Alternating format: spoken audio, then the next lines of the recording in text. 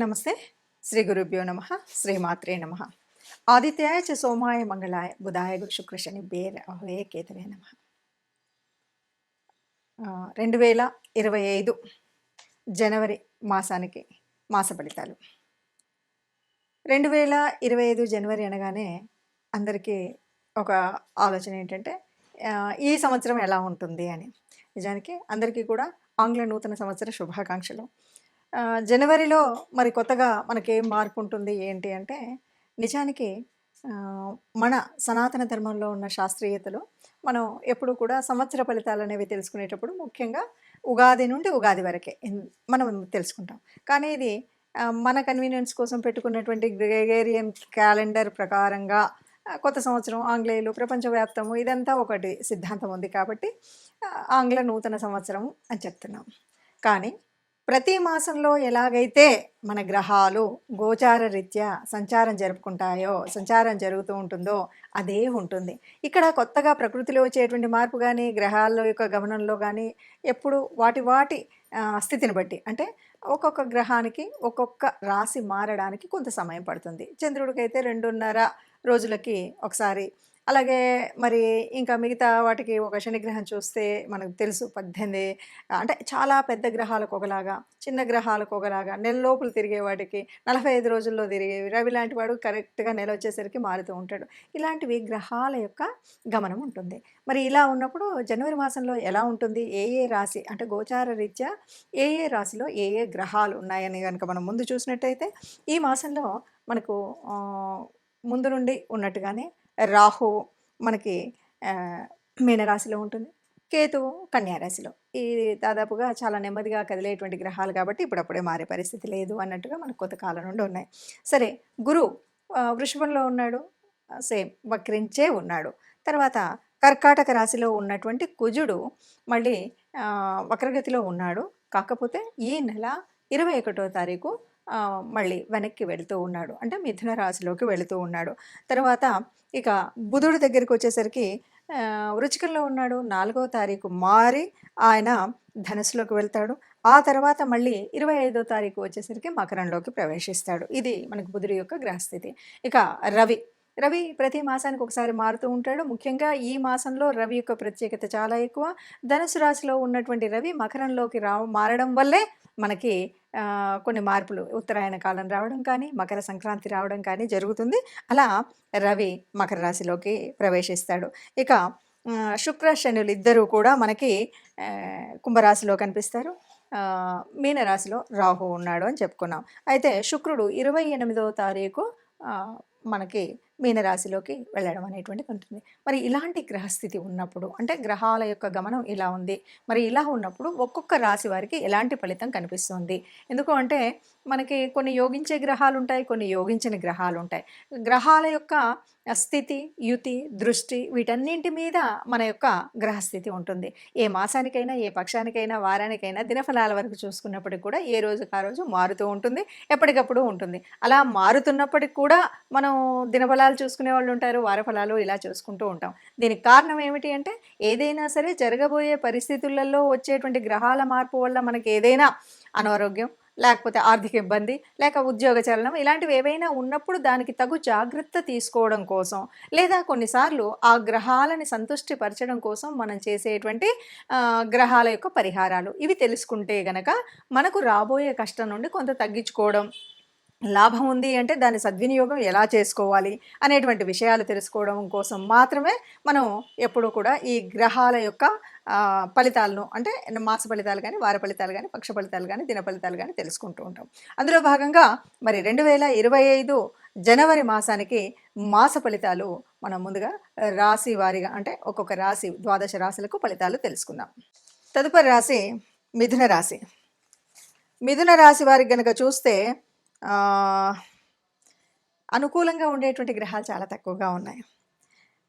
చాలా వరకు దోషమైతే ఏమీ ఉందని కాదు కానీ ఇక్కడ గురుడు కొంత అనుకూలంగా ఉన్నాడని చెప్పొచ్చు. అష్టమాధిపతి వీళ్ళిద్దరూ కూడా జన్మ రీత్యా ఉన్నటువంటి కుజుడి వల్ల కొద్దిగా దోషాలు అయితే ఉంటాయి. ఎట్లా అంటే మనకు బుధుడు ఉండేటువంటి స్థానం కానీ, దశమ రాహు ఉండేటువంటి కానీ ఇవన్నీ కూడా కొద్దిగా కష్టం. అయితే ఇక్కడ గురుడు అనుకూలము అని చెప్పుకున్నాం. అలాగే ఇక్కడ మరి ఒక అనుకూలమైనటువంటిది ఏంటంటే కేవలం రాహు మాత్రమే. దశమంలో ఉన్నటువంటి రాహు మాత్రమే అనుకూలం. గురుడు పెద్దగా లాభం చేయకపోయినా నష్టం చేయనటువంటి పరిస్థితి ఉంది. ఈ 2 తప్ప ఇంకెక్కడా కూడా యోగించేటువంటి గ్రహాలు కనిపించినటువంటి పరిస్థితి మిథున రాశి వారికి కనిపిస్తుంది. అయితే రాహు వల్ల ఏం లాభం ఉంది అంటే మానసిక ఆనందం ఉంటుంది, మానసిక సౌఖ్యం ఉంటుంది, భోజన సౌకర్యం ఉంటుంది, చక్కగా ఏది చేయాలన్నా ఉంటుంది. అన్నిటికంటే మించి బలం ఉంటుంది, ధైర్యం ఉంటుంది, శక్తి ఉంటుంది.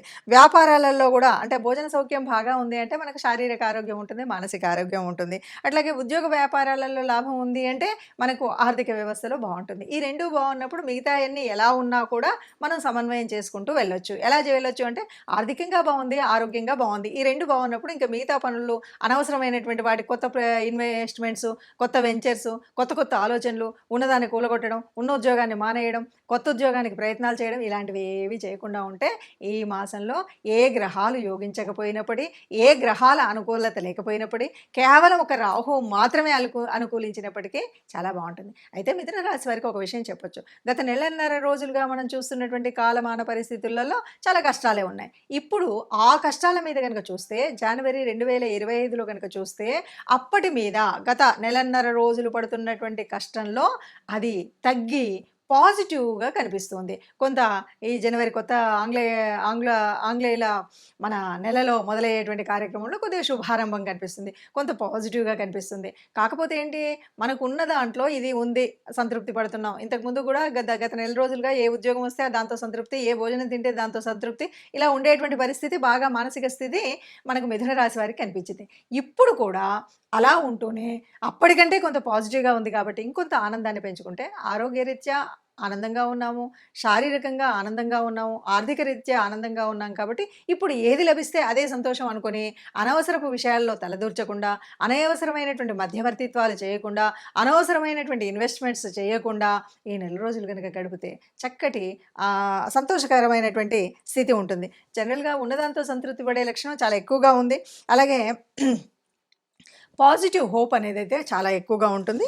ఓపికను పరీక్షించే సమయం కూడా ఇదే అని చెప్పొచ్చు. అంటే సరే గత కొంతకాలంగా ఇలా ఉంది కదా అని ఓపిక పట్టాం, ఇంకెన్ని రోజులు ఓపిక పడతామని ఇప్పటి వరకు పట్టిన ఓపికలో కొద్దిగా కోపం తెచ్చుకోనో కొద్దిగా ఎన్ని రోజులు ఇలా ఉంటాం, ఏదో ఒకటి కొత్తది మొదలు పెడదాం అనేటువంటి అనవసరమైనటువంటి పరిస్థితిలోకి వెళ్ళకండి.